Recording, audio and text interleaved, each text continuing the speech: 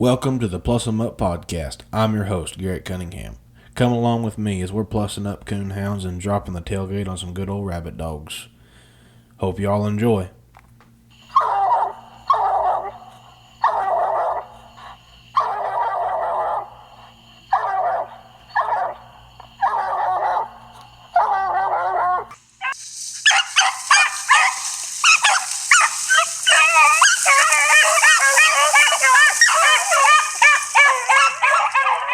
Alright, welcome to the Plus 'em Up podcast. I'm your host, Garrett Cunningham. I'm going to talk with Daniel Strosinder tonight. I'm going to get him on the phone here in just a minute, but no, I was just going to get on here before we do, and hope you enjoy it, and let's get him on the phone. Hello. Hey, how's it going? Good. How are you? Oh, I'm doing all right. All right, just kind of go ahead and tell us a little bit about yourself, where you're from, and everything like that. Yeah, I actually just finishing up running dogs with my son. We were just out running a young dog this evening. But yeah, so I'm from Morgantown, West Virginia. My name is Daniel Strosinder, and I started running dogs about 17 years ago. I'm a pastor. I've been a pastor for about 10 years now, and a lot of the times on the weekends when the field trials are going on, I'm at the church doing what the good Lord has called me to do. So I actually have two kennel partners, BJ Davis and Matt McAllister, and I obviously will give some names out as we go along that have kind of helped me get my start and really, you know, showed me the reins and really made a difference in me staying in hounds and continuing in hounds. And like I said, I can't take any credit solely for any of the success that my dogs have had. It's been a team effort, and I'm glad to have a lot of the guys beside me that I would consider partners, and like I said, people that have helped me along the way. So Yeah, and it does. I mean, for the majority of it, it really does kind of take a team effort if you kind of want to be successful in the whole deal. yeah, I From mean, what I've you talk learned. about that be like the word success, right? I mean, and for a lot of us, it's like being a houndsman's in our blood, and it's more than the trials, and it's more than going to these hunts all over the country every other weekend and different things like that. But being together with buddies, being together with family, like I said, it's a blast to get my kids into it. They love to come out and listen to the dogs, handle the dogs, and really they don't have to be quiet. We're not in the deer woods or anything like that. So it's been really nice to get my kids into it at a very young age and just kind of teach them a little bit about, handling a dog and kind of giving them responsibility and just kind of raising them up as hounds being a part of our life. And I would say this, kind of in my upbringing, my dad is not a houndsman.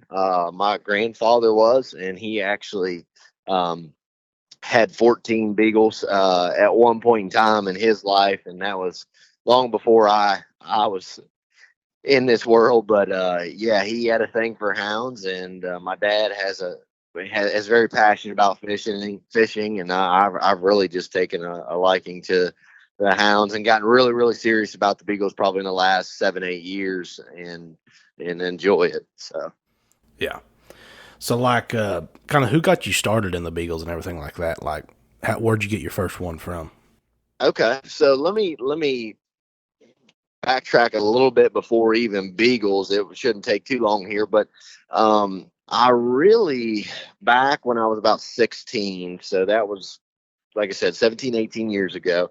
um, One of my buddies from high school started taking me to southern West Virginia, down around Seneca Rocks, and we would chase guys around with that had bear dogs, and tree these bears and go in and watch. Just, you talk about an adrenaline rush, go into a tree and have a 300-pound bear sitting in there ready to come out, and dog keeping it up, and just had a really good time. But in doing that, when I was in high school, I was like, man, like I really liked the way that the dogs worked, and the way that Uh, the guys handled their dogs, and just kind of, like I said, the fellowship, the camaraderie that it brought.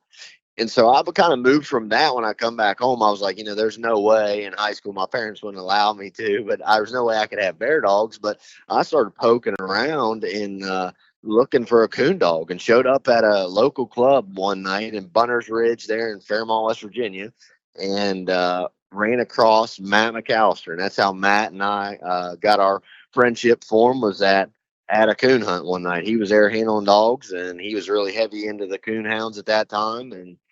And I told him I was just looking for a dog to pleasure hunt, and he gave me his number, and we struck up a conversation. And then I started handling a dog that he had and really training it. And the dog was really had the potential to be something special, and ended up twisting a gut and passed away long before he had time to shine. But from that point on, I kind of started picking up in the coonhound world.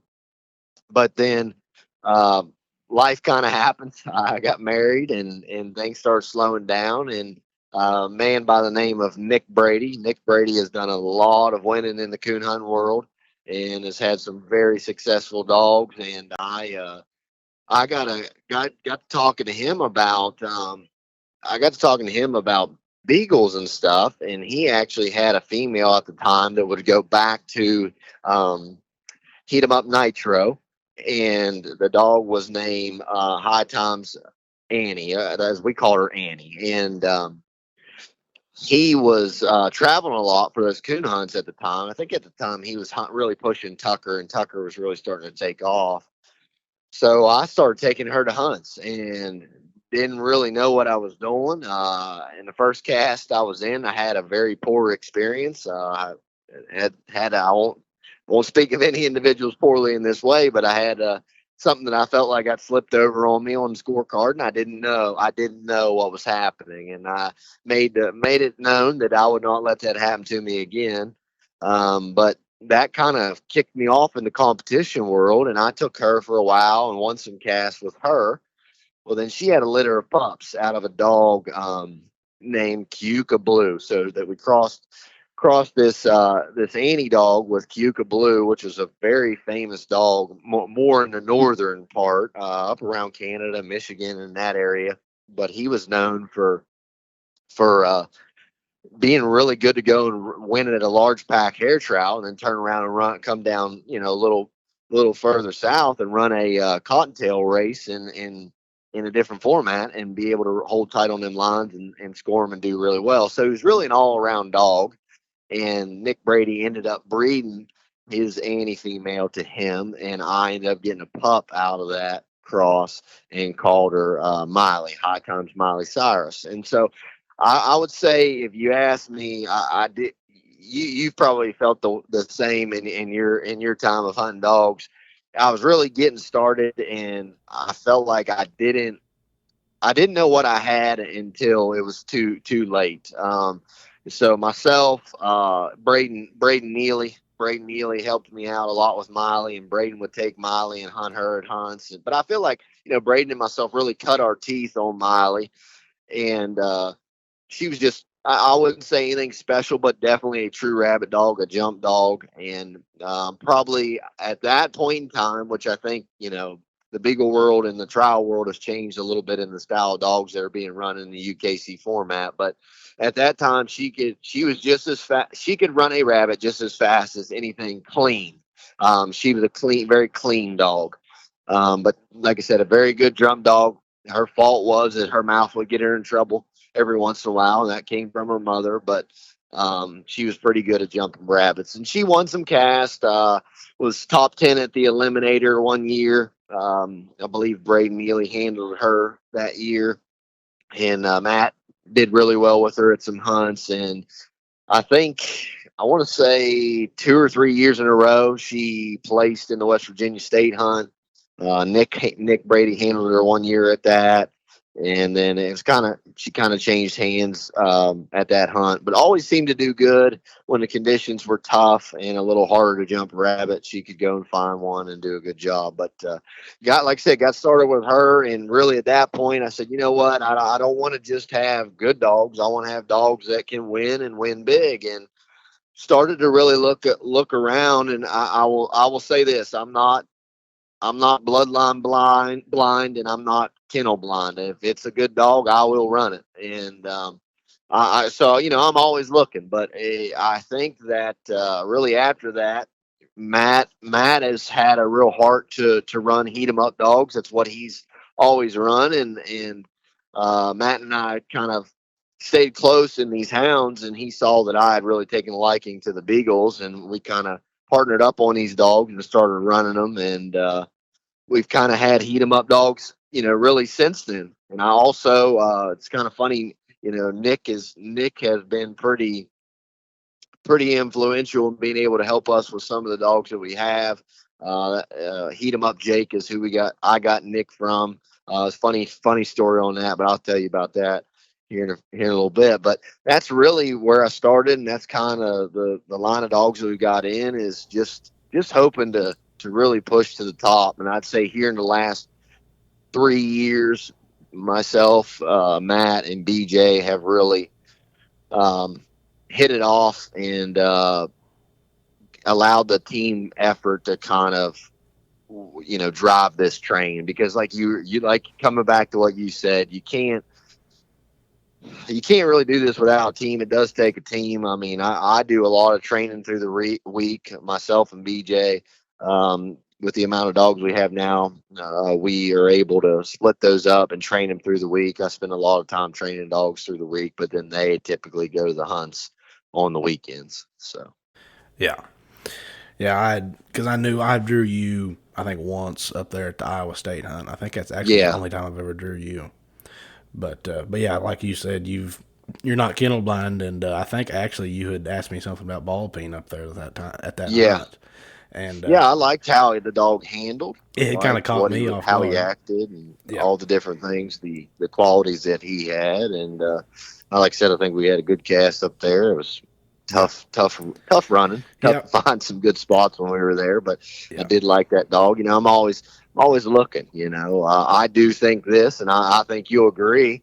I think there's a lot of coon hunters here recently that are really taking off in the beagle world. And money's not a problem, meaning that they want the best dogs, and they're going to buy the best dogs, and they're going to come in and win. And these guys Yeah. don't, they don't want to play games. No. They want to get stuff done, and they want to win. And I know that Matt hasn't always been spoken of highly, and he would say that, say anything that he wouldn't say himself. But I will tell you this: that is a fierce competitor that wants to do things right. And when I think there's funny business, I think he gets a bad rap because he speaks up and says, "Hey, that's not how it's done." But these guys want to win, and BJ's as kind-hearted as anybody I know, and he loves to talk to everybody, and likes to go and stick to his own and win these hunts. But yeah, it's been a blast, and I kind of just right in the middle, and try to do my best to make sure that I can put dogs in these guys' hands that are animals and can win. Because to me, it's about the dogs. I want to see these dogs win, and I want them to be made famous. I don't care if it's my name or your name. At least we could say we worked on a dog together, and that dog was a winner. So It's kind of a process kind of getting to that point, and we actually seen that here at the McVeigh hunt. Coon hunter come in and buy a bunch of dogs, and actually got 5 into the top 6, or was it 4 or 5 in the yes, top 16? yep, And got 3 of them in the final 4 and ended up winning it. So I mean, it kind of goes to show you money does talk in the. I know it does in the coonhounds, because I mean I'm part of the coonhound world and kind of know how right. everything goes. And you sure see a transition in the last year of coon hunters coming over and trying to change it to the coonhound world. Yeah, well, I think it's just I don't think it's a bad thing. I think it's No. making the sport better. Yes. But I do think that the days of like, hey, let's just go have a good time, and I don't really care if I got a good dog or not. I think that's kind of going to the wayside. I mean, if you want to bring your dog, off the chain every other month and try to win a hunt, that's fine. But you're probably going to draw a dog that's been had a lot of time put into it. It's been soloed, and these guys are there to win. Yeah. So Yeah. So kind of like, so you had Miley, and so kind of Yeah. where did it go from there to kind of where you're at now? Just kind of like Yeah, so going I mean, on. obviously, we're kind of moving into a season with a dog named Heat 'em Up Jake, that is out of Heat 'em Up Hailstorm and Rogan's Buck. Two very, very famous dogs, and those dogs, we got to give credit to really Josh Ware, Cody Rucker, back to Mitch. So these guys that have handled these dogs, and even I know I don't want to miss any names. I know that Buck is now in I believe Jerry Walker's hands, but he's doing a good job with him. He's being bred a lot and thrown some nice pups. But there is there's been a great push from that dog. So I heard about the dog through Nick Brady. Randy Moore had him, and Randy did not like him. The dog started really well at the pen. I saw a video of the dog from Braden Neely, and I said, at like 6 months old, pounding a rabbit in a running pen. And I said, man, I'd like to have that dog. And never thought anything of it again. And Randy didn't want him, and Nick Brady ended up with him. And I went hunting one day with Nick because Nick had Buck at the time and had that pup, and the pup hadn't been out in a good while. And I think he ended up barking like one time, the whole day we were out. It was in the middle of winter, and we didn't run a whole lot. But he asked me, he said, "You want him?" I said, "No, I don't. I didn't care for what I saw, and it was a little more work than I wanted to do at the time." So he gave him to a gun hunter that was close to him down there at his house. And the guy called him like after 2 times out and was like, "Man, this is too much dog. He's destroying my pack. I don't want him." So he went back to Nick's, and I told Nick, I said, "Hey, if he's just going to sit, I want to get him. I want to mess with him for a little bit. Let me mess with him." So I went and got him, and I ran him solo for about a month. I wore out a pair of boots, 5, 6 days a week, and said, "You know what? He's either going to be what I want, and I'm going to make him, or he's going to go back to Nick's." Well, 3 weeks into that month, I texted Nick and I said, "Hey, I'm gonna go ahead and send you this money." And he said, "No, he's not for sale." I said, "Hey, I already sent the money." And he said, "He's not for sale." I said, "Well, I'm telling you, I already sent you the money." And he said, "Fine, that's fine." So he sent me the papers up, and we started this process with Jake. And man, he's a wild animal. He is for sure. I will say this about Jake. Jake is the hardest hunting dog I have ever owned, and the greatest pleasure to hunt by himself compared to anything else I've ever hunted. He's a throw dirt off the chain, throw dirt in your face type of dog, which is what coon hunters are used to and what they want. But that's how he goes hunting as a beagle, and he will go as deep as he has to, far as he has to get a rabbit up. And hunts very big, hunts very hard, has a lot of heart. I would say Jake is the most talented, or excuse me, the most hardworking athlete on the team. If we're using a team metaphor here, football, he's the most hardworking athlete on the team that doesn't get the breaks that he should. Now, Jake has had consistent winning wherever he goes. That doesn't mean he's won a bunch of big hunts, but Jake has won everywhere he's been. And we Yeah, think that he's really just kind of maturing and settling into where he needs to be right now. He just turned 4 not too long ago, and we think that he's really starting to settle in. He's had a great summer.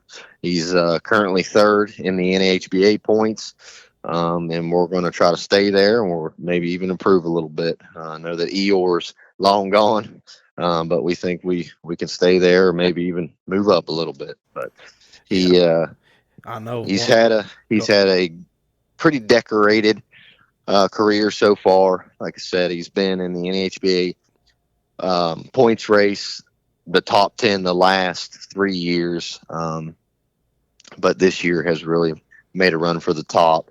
But has won or made longer pushes in bigger stuff years prior than he has this year. So he's just kind of having a consistent year this year. He If you look at just cast wins, the way it broke out, he was, what I forget. Well, he finished second at the Dale Pruney, but one of those wins on the other dog was a 0. But he had plus point wins with 3 casts there, and ended up finishing second at that hunt. They didn't do a final cast because it was so hot. Um, was second or third at the West Virginia State Hunt last year. Has qualified every year for the Clash of Champions, for the World Hunt, all these different things. Um, Jake went from 0 wins to grand in 7 months. So, Yeah, I knew. and he is. I'm trying to think here off the top of my head. I was going to tell you something about what the dog has done and what he is doing is that all of his wins but one are in an NHBA sectional or in a Big Five hunt. So we've not put him in any local club hunts to get wins on him. But he is currently six cast wins away from being a Hall of Fame title. And he has only hunted really the last 3 years. So as a 2-year-old, a 3-year-old, a 4-year-old. So he's done some, like I said, done some winning. Hasn't won anything big yet, but we hope that's coming. And I have Matt and BJ get mad at me because I'm hard on. I just kind of call dog what they are. You know, I don't think he has very good luck. I think that he's a very good dog, but he hadn't won anything big yet. And so they always tease me and say, "Aren't you going to give the dog the credit he deserves?" I said, "Well, once he wins something big." But yeah, I love the dog. Proud of what he's accomplished, and excited for the next couple years of his life to really see what he does. But we've got 2, I would say, in the barrel right now that we're really really excited about. So Yeah, because I know I've hunted with him once at the Iowa State hunt, and then I hunted with him at Nationals, and Matt was hunting him, and both times I hunted with him, he got more of a mouth on any dog than I've ever heard. It's very unique, and I love his mouth. yeah, And dog, every time you turn him loose, he's gonna go out there and find you a rabbit, and right, can run it with authority. Every time I've seen him. yeah. I speak highly of him from which only seen him run 2 times, but both times it was very impressive. Yeah, I don't get to travel as much as these guys do, but they tell me everywhere they go that the dog is very well respected, and that's really what I want is the dog to be respected. And from what I know, when I do go to the hunts, everybody does compliment his hunt, and like you're saying, just the power that he has when he runs a rabbit. But yeah, I think he is getting some more respect. I wish I have a message. I saved it because I really appreciated what the guy said. He texted me and said, "Hey, I just want to let you know you have the most underrated stud dog out there right now." He said his hunt is just unbelievable, but we truly believe because of the way his bloodlines are set up, especially for females that don't have any trigger in them, they will cross really well. And so we actually have just seen for the first time his first litter of pups on the ground, and like we are really really excited about him. They just as Jake Cumberledge would say, we bred his White River Bell female. We bred to her, and he said, "Man, it'll make you appreciate a lazy litter, but these ones are wild and always on the move." So that's what you want, and we're hoping that he is a reproducer, and hopefully more people want to breed to him. Yep. And so I know you've got I don't know if you still got it or not, but I know you had a female that you had done pretty good in the junior eliminator with, and I can't remember her name, but Yeah. kind of is she kind of after Jake, or is there something in between there? So no, she's after Jake. We actually have 2. We have 2. They are litter mates. She won Heat 'em Up Hollywood. We call her Holly, and she won the junior eliminator here on the East Coast this past year. And she's a very special dog. Like I said, that's what I was just kind of alluding to. We got 2 in the barrel that we're really excited about. She's kind of decorated already with that big win, and just a very hard hunting dog. And has all the tools to get it done and to win big. They are out of Heat 'em Up Rowdy Reputation and world champion Heat 'em Up Tika. So Mitch is female and Cody Rucker's male. And both those dogs are very well decorated and won a lot. But we have actually 2 out of that cross, a male, and his name's Heat 'em Up Danger Zone. You see Mitch will post him a lot on Facebook, but he's had a rough life so far and the shortest life that he's had. But we are super, super excited for him. We haven't really got to make an appearance with him. Not a lot of people know, but we didn't hunt him in the junior eliminator. We hunted him in the actual eliminator, and he was having health issues at the time.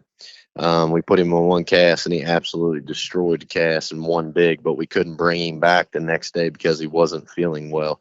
But the dog's been through 2 surgeries, had multiple issues, but still shows a ton of heart, and is probably I'll say it like this: if Jake is the most hardworking athlete on the team, then Danger is the most talented athlete on the team. I've never seen a dog with such a gifted nose to use his mouth in the right way and be in a scent cone and take the rabbit way ahead of dogs without them even knowing that the rabbit was there. I've watched him as a pup. They're still pretty young. Watch him go right through where 3 or 4 dogs have just went through and jump a rabbit where they should have jumped a rabbit. So we're really excited about him. Matt and BJ tell me all the time he's the one. And if you ask us what we want to aspire to do, we want to win a big hunt. We want to win a world hunt. I think he's the dog to do it. I know that's a bold statement, but I think he's got the tools to do it. And what a story it would be if he did. Like I said, I wouldn't tell you how much I've got in him just because of all that he's been through. But I knew what he was when he started, and ran a stick down his throat while I was hunting one day with him. It was like bleeding out of his mouth, so they had to cut him from his chin to his chest to take this 7 inch stick out of him. So that put him down for a couple months, and then as soon as I got him healthy and fresh after that, he started acting funny, so we had to run a bunch of blood tests on him and put him through some medication, and everything ended up checking out okay. So I started running him again, and as soon as I did, tried to get him stopped. The rabbit shot out in front of him. Of course, there wasn't no stopping him. I'm yelling. He shoots out in the road and gets clipped by an 18-wheeler and breaks his leg. So we're set back another 12 weeks. But that was kind of earlier in the year. So really the whole summer has just been getting him back on track. And since he did qualify for the world hunt, we're going to have him out there and see if we can do any good. But while those were setbacks, it hasn't changed the dog that he is, which kind of tells you the amount of heart that the dog has. And it truly, I would just say, to Cody and to Mitch and to those guys that have studied these crosses and made these crosses, how much of great qualities they're putting in these crosses and the dogs that they're making that are coming out to say, man, this dog's been through major surgeries and still has the heart to go flat get a rabbit. So yeah, he has been through quite a bit. I didn't know all that, but yeah, you got the story. But everybody kind of is talking about him, and everybody says, well, I've heard about that dog. Nobody's really seen him, and and that makes me a little bit nervous. But at the same time, if it's a good dog, it's a good dog, and I truly believe he is. And I hope he wins big. I do. But really, really excited about him. And he's a litter mate to his sister, and she's obviously set up to do some great things as well.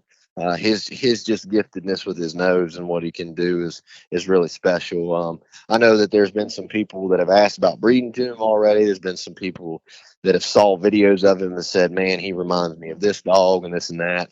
And I know that Owen D'Agostine, he said, man, reminded him a lot of Mongo running a rabbit. So has a special ability to run a rabbit, and these two pups have really some tremendous track drive and heart to go hunting. If you ask me why Why do I hunt heat 'em up dogs? What's your decision to hunt heat 'em up dogs? I think that they are flat dog. They are dogs that will flat go hunt, and I don't think you can train that. I don't think you can teach that. It's either in them or it isn't. And I'd rather, with dogs like that, I'd rather. It's the statement of, I'd rather tame a wild stallion than beat a dead horse. But I love the hunt that has been bred into those dogs, and I've heard other people talk about that. I talked with some people at the McVeigh hunt. They're from out around where you're at. Actually, that young boy that you sold that dog to, was that his family was talking about that, of just how they are really happy with the hunt that the heat 'em up dogs have. So Yeah, I know we've got. I think Crapo's got a couple. Bailey Owens and them, they've got some, and yeah, that's who I from meant. and I Crapo, which he's done a lot of winning with his little female. And then he won the junior nationals out there with his male dog. Both of them are heat 'em up dogs, Yeah, and bring them out there to our big briar patches, and it seems like it don't phase them. I think they win everywhere they go, and I think Bailey Owens, she's got I don't know how many, but she's got a handful of pups out there right now, and I think they're just loving every one of them they get. I mean, yeah. and Jason Snelson, he's got I think he's got one, but I'm not 100% sure on that. No, his is out of Soul Collector. Oh, okay. But but yeah, all the heat 'em up dogs that we've got out here, they're all young, but they're you can tell by running with them they're gonna do good out here. Yeah, well, that's what that's what I said. Again, back to, I know I'm mentioning them so strongly because that's what I run. But like I've seen, they're not the only good dogs I've seen. There are some. I saw some great performances at the McVeigh hunt that wasn't heat 'em up dogs. I mean, let's be honest, the heat 'em up dogs really didn't do that great at that hunt this year. But there's some guys that I think are really, it excites me to see this, not just for the sport, but for the fact of, like, people care about having good dogs. Like, people aren't just breeding two dogs off the chain. They're really putting their homework in, and they care about the crosses they're making. And I think it's really producing some good dogs, not just in an area of the country, but all over the country. Yeah, yeah, it's and like me myself, I'm not kennel blind by no means, but Right. my kind of mindset on that deal is I'd like to raise something myself to go out and Yeah, compete with that kennel, heat 'em up kennels. absolutely. And I mean, yeah, if I come across one, but I mean, which means now I'm working over the road, so I can't go and buy dogs. But at the time, I did. I got in touch with Mitch, and I'd talked to him about some pups or whatever, but we never did. Deal didn't never go through. I kind of backed out on it. I ended up breeding a female, but yeah, I mean, Yeah. I wouldn't mind owning one and putting them in my kennel. I know that. Yeah, I mean, like, for me, I was hoping to be able to tell you about um, a litter of pups that were going to be on the ground here, that I was excited about, because, like, when you talk about, like, wanting something of your own you've raised and you've done it with, like, I felt like with the Miley dog, and mostly with Jake, that, like, I've put the time into those dogs, and that's like, I did it. And those two dogs are so different, but in great ways. And I really wanted to just make that cross happen. But probably about 5 years ago, maybe a little shorter than that, Miley got one of the tick-borne illnesses, and it almost killed her and shut her back end down real bad. And she didn't have a normal heat cycle after that, um, and still hasn't. But she hadn't had a heat cycle in about 3 months, or excuse me, 3 years. And finally, here, I guess it'd be about 63 days ago, came in heat, and we bred her to Jake, and she did not take. Which we knew it was a shot in the dark, to see if it would actually work, but she didn't take. So I was a little bit disappointed by that, because I really wanted to just say, hey, you know what? I'm gonna have this litter of pups at my house, and these are two dogs that I've put my heart and soul in to raising and training, and hopefully get something out of them that, like, I could say, like, that's what I wanted, is to cross those two worlds of dogs that are very different, but I love their qualities, and get a pup that I could be proud of. But it's not to say that that won't happen. If we're looking a little further down the road, may not come from the Miley female, but we'd love to potentially cross Jake to this Holly dog. We think that has potential to be really good, and then that would again be out of two dogs that we've really raised. And we're not. I think you got to give credit where credit's due. I think that's really important. I understand the line of dogs that comes from, but I think there are also guys that have put their time into raising those dogs and making them the dogs that they are. That when they make those crosses, that it's worth showing appreciation to that as well. Yeah. Yes, it has. I mean, and even all the litters that they've raised here recently, I mean, it's pretty well every litter. There is something in that litter that is just, I mean, people are talking about. Yeah, And that just goes to show you right there that they've put very well thinking into that and just thought it out. And hey, this is what we're going to do. And you can tell. yeah. But since we're on kind of the pups, how do you like to train your pups? You use a pen, or do you take them out yourself, or just kind of how do you like to train I've done pups? both. I've done both. These last two pups, we sent them to Dave Kerr. That was a great opportunity, and it has actually served that litter well, that Rep and Tika litter really well, I felt like. And they responded really well to that. The Miley dog that I had, I mean, I trained her myself. I literally would I remember picking up dead rabbits on the way home from work and stuff, and in the winter and stuff, I'd see a rabbit or something, I'd grab it and take it home and drag it in front of her and get her excited about it. I mean, when you're starting out like that, I didn't. I mean, I did that for coon dogs. I was like, well, maybe it'll work for rabbit dog, and it did. And then I'd run her a little bit with an older dog and just let them progress and grow. And I'm huge on soloing a dog. I want a dog that will do its own thing. Um, I think I would say that some would say to a fault. I've soloed dogs maybe a little too much, but I'm trying to change a little bit of that with these young dogs that I currently have. Just making sure that they're around other dogs and then that they are braced and even packed from time to time so that it doesn't blow their head when they're around a group of dogs for the first time. But I do like to make sure that my dogs are, you know, um, not pack dependent, but are independent enough that I want them solely focused on going and jumping a rabbit, not worried about what other dogs are doing. But yeah, I just I think every dog's different. Um, I've had pups like these last two started super early and did super great. And I've had dogs up to closer of a year that just started a little slower, but knew they had all the tools to be really great versus kind of Jake right in the middle where it just got him and at a stage where the dog just needed put on the ground. He just needed hunted. And just kind of trying to be a houndsman, be smart enough, use some wisdom, talk to people, ask questions, and really give the dog what it needs. One of the cool things that I always say about the way that I train dogs now, is it's nice to have Matt and BJ. Is that kind of like we go by the rule of like when you get tired of one's at a certain stage where it needs something else, then like another guy on the team may take it and work with it. And so our dogs, especially these two young dogs, have been exposed to a lot of different places of hunting, a lot of different styles of hunting, and we've kind of kept them on rotation so that they're always learning. They're being stimulated in different ways, and that way we're not being hard on the dog when it just may be a tough season of running, and kind of keeping it positive. And I think that's really went a long way.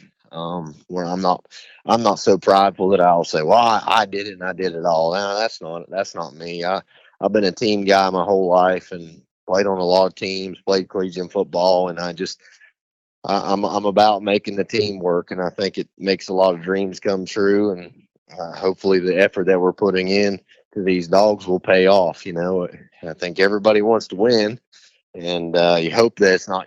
You hope that it's not. Hey, will we win? It's when we'll win, and I hope it's sooner than later. But BJ is probably, I would say, the hardest hunting individual I know. I can't give you exact numbers, but on these two pups, when they came out of the starting pen, they were given an ungodly amount of miles on the ground, and that dog winning that junior eliminator was well deserved. Nobody hunted harder than him. And I'm not saying that for myself and because my name's on the papers, that dog, but that gentleman hunted that dog unbelievably hard, and it paid off. So Yeah. Yeah. So kind of like, what style of hound would you rather have, like a jump dog or track driving? I mean, I know we all want something that goes out there and jumps a rabbit and can drive a track and just, I mean, just everybody wants that. But like, what do you prefer over something else in your hounds? yeah, I've kind of went back and forth on one thing with my dog. So, like Jake, for instance, he's super tight mouth. And noticed that at the McVeigh hunt, really strong this year because the conditions were so poor. It just the one, I think it was Friday morning. I mean, dogs were barking all over the place, and he still hadn't said anything. And then once the rat was finally up, he just is really tight. And I kind of bounce back and forth on that because sometimes that can really help you, and sometimes that can really hurt you. And you don't carry any strike, even though your dog may be in there jumping the rabbit. You might be left out to dry. But I like, it depends at times. I like for a dog to kind of play with the edge of that, of like, hey, there's potential this dog might take a minus here, but is willing to play with that edge of getting in there and knowing not only a rabbit's there, but having enough nose to get it moving. Though there may be a risk of I can't really run this right now because I can't take any scent. We see that, you see that a lot around here with babies. Have a lot of good jump dogs and maybe jump a baby and take it out 20, 30 yards, but then can't take it any further. I mean, I can't fault a dog for jumping a rabbit. But I would say I used to think that speed was everything, but I just don't anymore. And I think if we really want to grow as houndsmen, I think that our expectation of not a dog, but the dogs that we're running, it's gotta be different. I like to work on the weaknesses of those dogs, but if you say to me like, hey, what do you have to have in a beagle to own it? It's got to go hunting. It's got to go hunting, and I prefer a jump dog, but I don't. I'm not going to fault a dog that's in there beating the brush really hard that may get hung out to dry on a strike because it's trying to find its own rabbit, and a dog beat bops over away from the cast 30 yards and jumps a rabbit. I'm not going to be mad about that on that dog. But I prefer for them to go hunting. I like to carry, especially if we're talking into cast and we're talking dog related, I like to carry that strike or that second strike, no worse than that. And I want to be a first to second line dog. And I mean, for me, I think with the style of dogs that I work with and I hunt, they have a good check area there. I would say that they work a little bit wider of a check area. I'm okay with that, depending on the sitting conditions and different things like that. But yeah, I just really, I'm not crazy picky about, well, I can't, I can't have one that doesn't hunt more than 100 yards, or I can't. No, a rabbit dog is a rabbit dog to me, but I just all starts from going hunting. I really like to have that natural hunt ability and really see at that point what a dog can do after that. I'm not crazy into dogs that are super mouthy in the check. I like for a dog to bark, and when it barks, it has it. So. Yeah.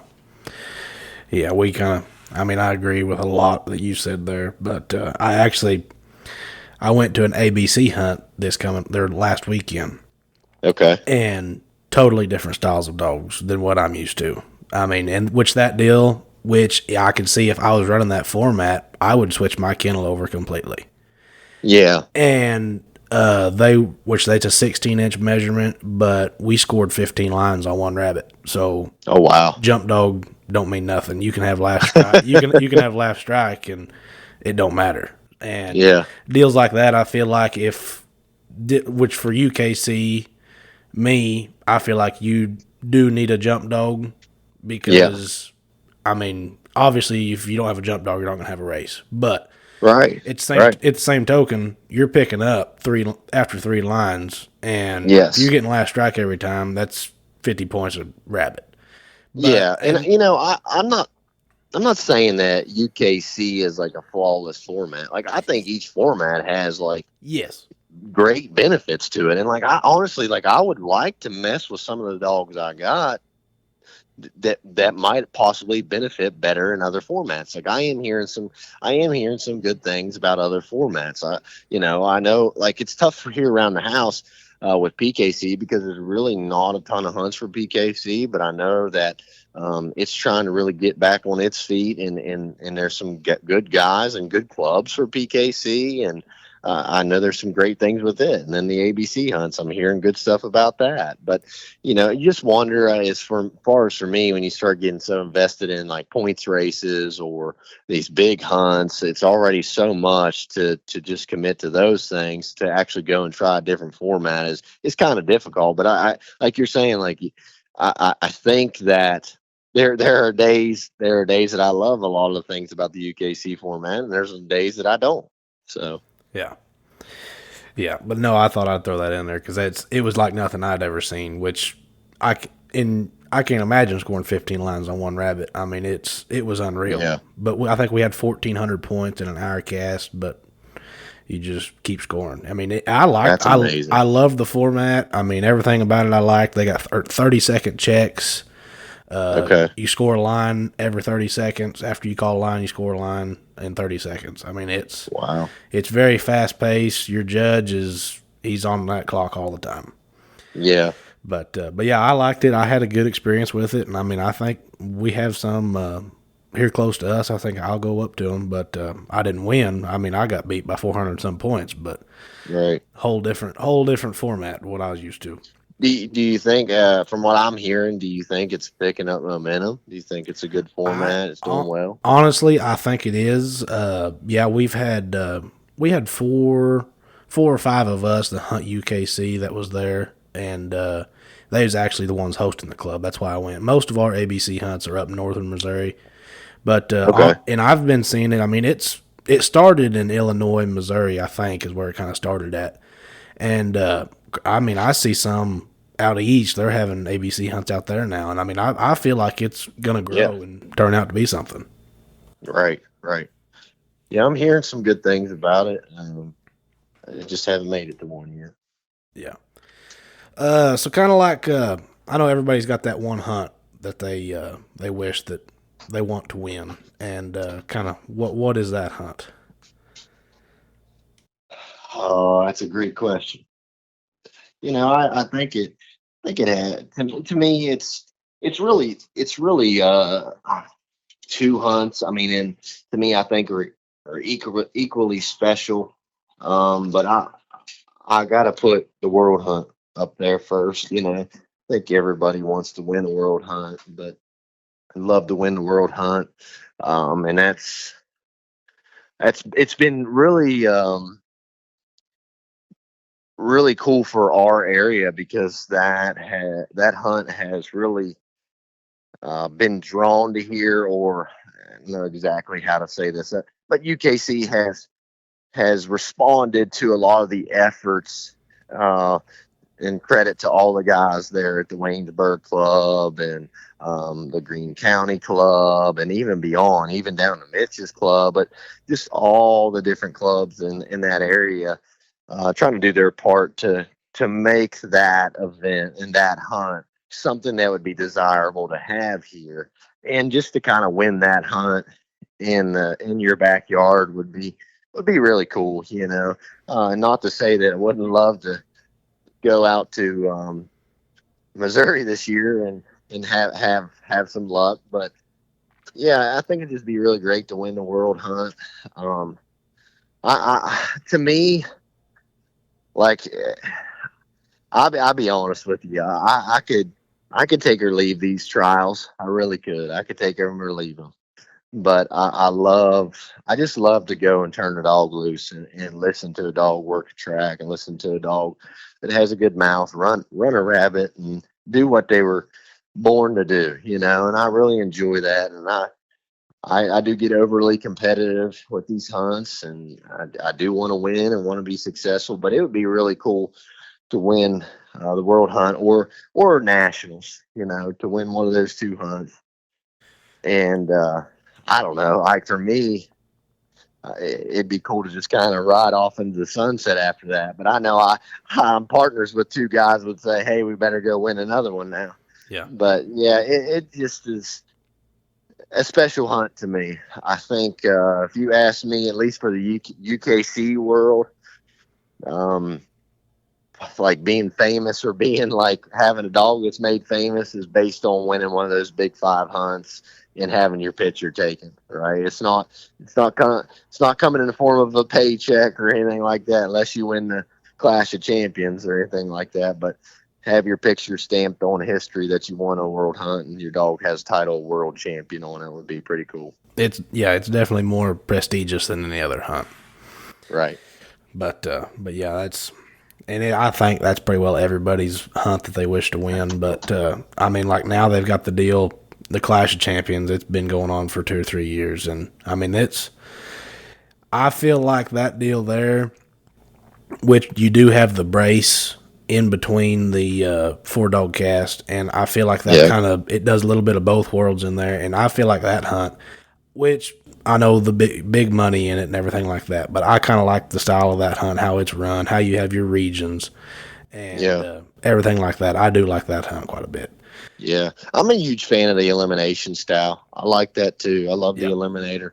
I think those hunts are really great. Just elimination style, really work down to just what's left. When you You when you know. when you go run 4 or 5 casts, 6 casts in a weekend, you really find out there at that final cast Yes. what you got.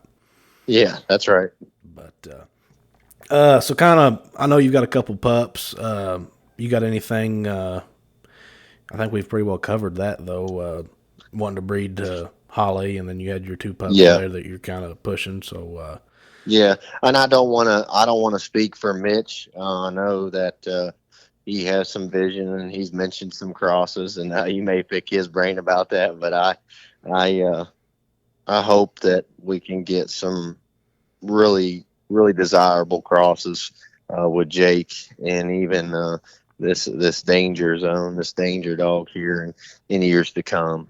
So I'm not one to overload myself with dogs. If they're going to be here at my house, they're going to be run. I'm not going to just let dogs sit. So the plan is just to kind of be strategic in some of those crosses that we make and make sure we're getting what we want. I think that just in the little that I've picked Mitch's brain and really talked to Matt and to BJ and to even some of these other guys is that there's a lot of the qualities that we want in the current crosses that have been made. And now is just seeing that really be fine tuned and driving that in again and again and hoping to get some of the same product out. So, yeah, what's the most memorable cast that you have been on? It ain't got to be no big Final Four. Just I mean, just anything that you stands out to you that hey, that I remember that one the most. you know, it was actually a cast that I was spectating on here this past spring. It was a big hunt. It was the hunt that Heat 'em Up Hollywood. Holly won the junior eliminator. I rolled up to the field where they were hunting and really didn't have much knowledge of what was going on. I actually just again come from the church and wanted to catch the end of the cast of her being in the final, and knew at that time there was a chance that she could win. Heard a little bit through messenger of what was going on in the cast, but I rolled up there and just sat in front of the truck. You know, sat on the bumper of the truck and just kind of listening to what was happening. And at that point, you know, just kind of knowing enough by what the dogs were doing and who was barking and who was doing what to really feel confident that she had just won. And so I would just say this, man, it really gets me excited to see these other guys win. It really does. Like guys that I'm friends with, guys that I'm partners with dogs on, that really gets me excited. And then to watch BJ walk out of the woods that morning, knowing that he had put all that time and all that hard work into that dog, was walking out with a big grin on his face, walking a dog out that's going to be remembered because she won a big hunt, and that was just that was surreal for me. It was real to just be a part of that moment. Sure, it'd be great to win a big hunt for yourself, but man, when it's someone that you care about and someone that you're partners with and someone that has been through a lot and has done a lot to make that possible, it was really special for me to be a part of something that was bigger than my name and bigger than the dog's name, but to be a part of a team that whereas he's walking out, man, he's a winner and we're winners. And just to see that joy and that excitement on his face. And the reason, one of the other reasons that makes it so special for me is because I told him about a year prior to that, I said, hey, I'm going to put a real deal dog in your hands. And I remember him coming out of the woods and he told me, he said, you were right. And so it's just good, man. And to be a man of my word and just to bless other people and let them be a part of something that's bigger, like I said, bigger than myself, and watch that come together and watch that happen. I just love to see other guys that I care about and other people that I care about really be successful and watch these dogs be made famous. Yeah. Yeah, it's which I haven't. Every cast I've ever been on, I've always been handling. I've not got that. I mean, I'm able to go to all the hunts and everything like that, but yeah, it is. It is like even on our final cast, whenever we're all out there, Missouri State hunt, whatever, our eliminator, we're all pretty close friends, and we really don't care who wins. Just we're happy to see that we're out there and we're all competing at this, and we have more fun on our final cast because it's just laid back. You just sit there, let Right. what happens happens, and That's hey, exactly right. we're all going to be friends at the end of the day. And That's you right. you win, we're liable to jump in the picture with you. I mean, That's right. we're Well, all you're there at that point, right? I yeah mean, you're there at that point. You've yeah arrived at that desire, that thing that you desire the most, to be in that final cast and have an opportunity to win. yeah And of course you want to win, but at that point you're there. yeah And that was kind of that moment I'm sitting on the bumper of that truck and just saying, yeah, we're here. We're here. We wanted to be in a big five final cast in some capacity, and here we are. yeah.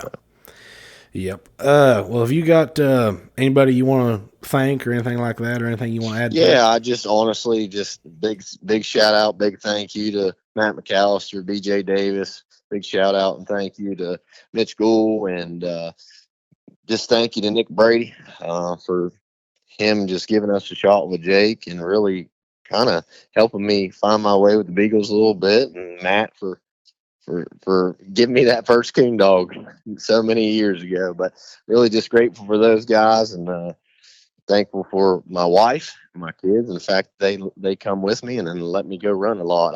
I know it's not easy when you're training dogs a lot, but just appreciate you, Garrett. Thanks for having me on, buddy. Oh yeah, that's no problem.